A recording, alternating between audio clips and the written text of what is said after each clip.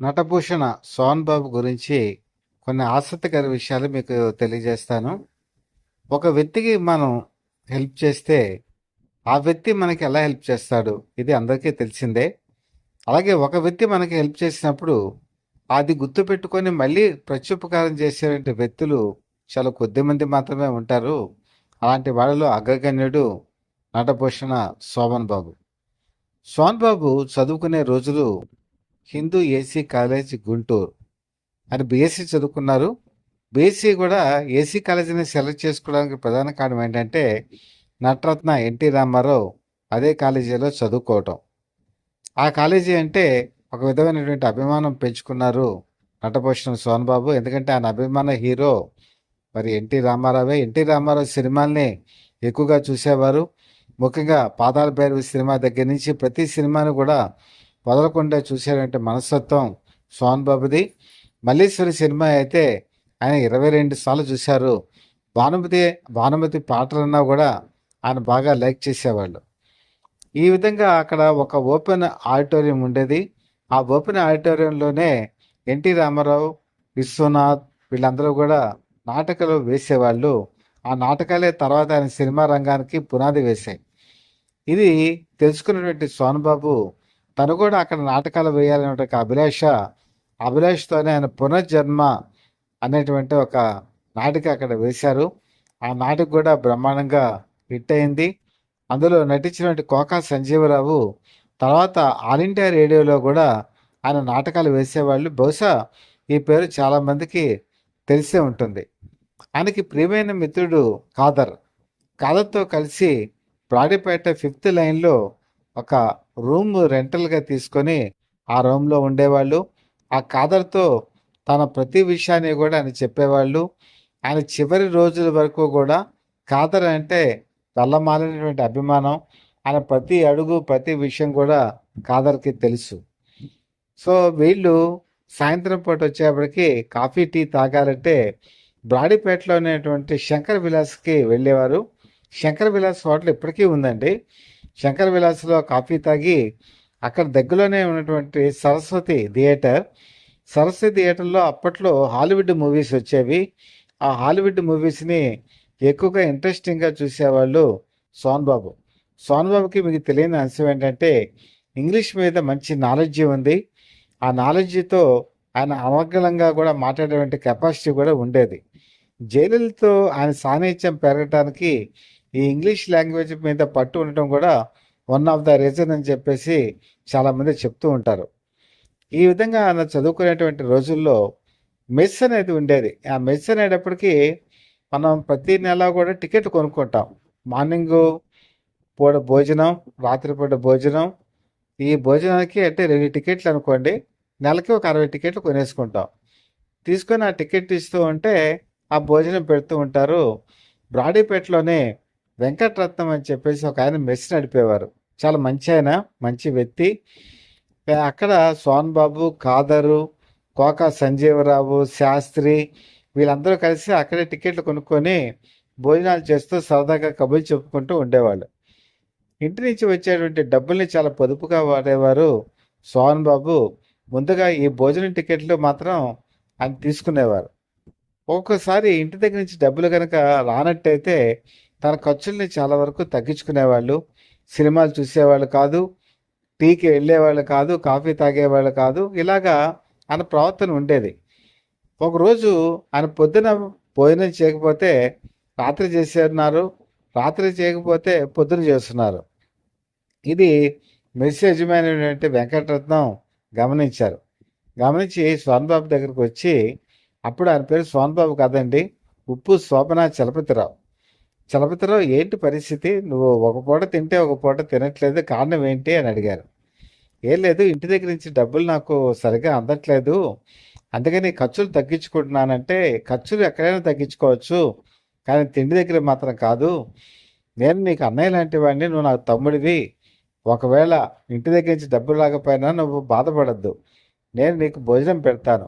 నీకు డబ్బులు వచ్చిన తర్వాత నాకు ఇద్దు. కానీ ఒకవేళ అలా కాకపోతే ఇంకెప్పుడు కూడా నీకు నాకు ఆ అనుబంధం ఉండదు అని చెప్పి గట్టిగా చెప్పేటప్పటికీ ఆ అనుబంధానికి సోహన్ బాబు చలించిపోయారు. కళ్ళమ్మట నీళ్ళు వచ్చాయి. ఆ విధంగా డబ్బులు రానప్పుడు ఆ టికెట్లు ఆయన ఇచ్చేవారు. ఈయన భోజనం చేసేవారు. వాళ్ళ ఆత్మీయత అనుబంధం ఆ విధంగా చదువుకునే రోజుల్లో జరిగింది. హిందూ ఏసీ కాలేజీలో చదువు అయిపోయిన తర్వాత ఆయన లా చదువుదామని చెప్పి మరి చెన్నై వెళ్ళారు. చెన్నైలో అవకాశాలు వచ్చాయి. నెమ్మది నెమ్మదిగా హీరోగా సెటిల్ అయిపోయారు. ఇక్కడ పరిస్థితి కనుక చూస్తే వెంకటరత్నం నడిపేటువంటి మెస్సు కాలక్రమంలో దెబ్బతింది. బిజినెస్లో లాసులు వచ్చాయి. చివరికి ఆ మెస్సుని క్లోజ్ చేయడం జరిగింది. గుంటూరులో నాజ్ థియేటర్ అని ఉంది. ఆ నాజ్ థియేటర్లో అతను గేట్ కీపర్ కింద పనిచేయడం ప్రారంభించాడు. ఈ విషయం ఎవరికీ తెలియదు. అప్పట్లో ఆయన ఫ్రెండ్స్ శాస్త్రి, ప్రసాదు, రాజా రామ్మోహన్ రావు, ఖాదరు ఇలాంటి వాళ్ళకి మాత్రమే. తర్వాత వాళ్ళు ఐడెంటిఫై చేశారు సినిమా థియేటర్కి వెళ్ళినప్పుడు. వెళ్ళి సోన్ బాబుకి లెటర్ రాశారు. ఇది మనతో పాటు ఆ రోజు మనకి ఎంతో ఆప్యాయంగా భోజనాలు పెట్టేటువంటి వెంకటరత్నం పరిస్థితి ఈ విధంగా ఉంది అని చెప్పి అన్నప్పుడు సోన్ బాబు ఆ లెటర్ చూసి చలించిపోయారు. తర్వాత కాలంలో ఆయన షూటింగ్ నిమిత్తం విజయవాడ వచ్చారు. ఆ షూటింగ్ నిమిత్తం విజయవాడ వచ్చినప్పుడు గుంటూరు కూడా వెళ్ళారు. వెళ్ళి నాజ్ థియేటర్ దగ్గరికి వెళ్ళి వెంకటరత్నాన్ని చూసి చలించిపోయారు. చలించిపోయి ఏంటి పరిస్థితి ఇలాగుంది ఏంటని అడిగినప్పుడు చెప్పారు. ఏంటి పిల్లకి పెళ్ళి అయిందా అంటే ఒక అమ్మాయికి పెళ్లి కావాలి, ఇంకా పెళ్లి చేయలేకపోయానని చెప్పి బాధపడ్డారు. అది విన్న తర్వాత ఆ ఇంటి అడ్రస్ అన్నీ కూడా కనుక్కొని వాళ్ళ ఇంటికి కూడా సోన్ బాబు వెళ్ళారు. అక్కడ ఆర్థిక పరిస్థితి చూశారు. చూసిన తర్వాత మళ్ళీ మద్రాసు వెళ్ళిపోయారు. మద్రాసు వెళ్ళి తన సెక్రటరీ ద్వారా ఒక చెక్ని రెడీ చేయించి అప్పట్లో 50,000 రూపాయలు వెంటనే ఆయనకి పంపించడం జరిగింది. అందులో ఒక లెటర్ కూడా రాశారు. అన్నయ్య, నువ్వు ఇన్నాళ్ళు నీ కష్టాలు నాకు చెప్పలేదు. నాకు తిండి లేనప్పుడు నువ్వు ఆ తిండి పెట్టావు. నువ్వు నాకు ఆ రోజు అన్నయ్యవే అని చెప్పి అన్నావు. తమ్ముడు ఉన్నాను ఈరోజు మర్చిపోయావా? నీ కష్టాల్లోనూ సుఖాల్లోనూ నేను ఎప్పుడూ ఉంటాను. ఇది నీకు సరిపోతుందని నేను భావిస్తున్నాను. ఒకవేళ సరిపోకపోతే నాకు చెప్పు, నేను మళ్ళీ డబ్బులు పంపిస్తాను అని చెప్పి అన్నారు. అంటే అప్పట్లో 50,000 అంటే చాలా పెద్ద అమౌంట్ అండి. ఆ రోజుల్లో పెళ్లి ఖర్చులు కానీ పెళ్లి కానీ చేయాలంటే 50,000 చాలా పెద్ద సఫిషియంట్ అమౌంట్. ఇది ఎప్పటి కాలం? దాదాపు 65, 66 ఆ ప్రాంతాల్లో జరిగినటువంటి విషయం. కాబట్టి ఆయన వెంటనే ఆ డబ్బులతో వాళ్ళ అమ్మాయికి పెళ్లి జరిపించారు. వాళ్ళ అమ్మాయిని సెటిల్ చేశారు. తర్వాత ఫైనాన్షియల్గా ప్రతి నెల డబ్బులు పంపిస్తూ వెంకటరత్నం కూడా ఆ జాబ్ మానిపించేసి ఇంట్లోనే సుఖవంతంగా ఉండేట్టుగా సోహన్ బాబు ప్లాన్ చేశారు. దానికి కోకా సంజీవరావు అలాగే మరి ఖాదరు వీళ్ళందరూ కూడా దగ్గరుండి పర్యవేక్షణ జరిపేవాళ్ళు. వాళ్ళకి ప్రత్యేకమైన ఇన్స్ట్రక్షన్స్ కూడా ఇచ్చేవాళ్ళు. అక్కడ వాళ్ళకి బియ్యం కానీ పప్పులు కానీ ఉప్పులు కానీ ప్రతిదీ కొని వాళ్ళ ఇంటికి తీసుకెళ్ళి ఇచ్చే బాధ్యతను ఆ రోజుల్లో ఆయనకి సన్నిహిత మిత్రుడైన శాస్త్రికి అప్పచెప్పారు. శాస్త్రి ఈ పనులన్నీ కూడా చేసి వాళ్ళ కుటుంబ జీవనం అన్నీ సక్రమంగా జరిగేటట్టుగా చూసేవాళ్ళు. ఈ ఒక్క విషయం మీరు అబ్జర్వ్ చేశారా? ఒక అన్నదమ్ములు కాదు వాళ్ళిద్దరూ, రక్త సంబంధికులు కాదు. అలాగని వాళ్ళిద్దరూ ఒకే కాలేజీలో చదువుకున్న ఫ్రెండ్స్ కాదు. కేవలం మెస్లోకి వెళ్ళి భోజనం చేసేటువంటి సోహన్ బాబు కేవలం ఆ రోజు డబ్బులు లేనప్పుడు ఆయన చూపించినటువంటి ఆప్యాయత, తనకి తిండి పెట్టిన విధానం గుర్తుపెట్టుకొని ఆయన పై తీసుకు వచ్చిన తర్వాత ఏ విధంగా హెల్ప్ చేశారు, ఏ విధంగా సహాయపడ్డారు, ఇవన్నీ చూస్తూ ఉంటే నటభూషణ సోహన్ బాబులో మరొక పార్శ్వం మనకు కనపడుతుంది. అదే మానవతా హృదయం. ఇది చాలా మందిలో తక్కువగా ఉంటుంది, ఉండదని నేను చెప్పను. అందులో ఇలాంటి వాళ్ళని మనం గుర్తుపెట్టుకోవాల్సిన అవసరం ఉంది. మన ఛానల్లో ఈరోజు యూత్కి కూడా తెలియవలసిన అవసరం ఉంది. మన జీవితం అనేటువంటి మెట్లు ఎక్కుతున్నప్పుడు మనకి ఎంతోమంది హెల్ప్ చేస్తారు. మన చిన్నప్పటి నుంచి మనం ఓల్డ్ ఏజ్, యంగ్ ఏజ్ నుంచి ఓల్డ్ ఏజ్ వరకు కూడా మనం ఎవరి హెల్ప్ పొందకుండా పైకి రాం. కానీ మనం మర్చిపోతూ ఉంటాం. చేసిన హెల్ప్ని మనం గుర్తుపెట్టుకోం.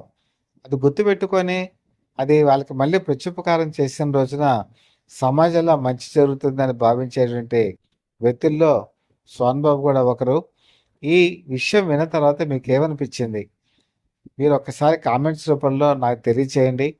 మన ఛానల్ మాత్రం సబ్స్క్రైబ్ చేసుకున్నట్టయితే సబ్స్క్రైబ్ చేసుకోండి. ఎందుకంటే ఎన్నో మంచి విషయాలు మీకు అలర్ట్స్ రూపంలో అందుతాయి. అలాగే మాకు సపోర్ట్ కూడా దొరుకుతుంది. కాబట్టి ఇలాంటి మంచి విషయాలు మరిన్ని మీకు తెలియజేస్తానని చెప్పి మనస్ఫూర్తిగా నమ్ముతూ మీ మిత్రుడు శ్రేయోభిలాషి Satyavardha people live TV chief editor DVSS Krishnaprasad.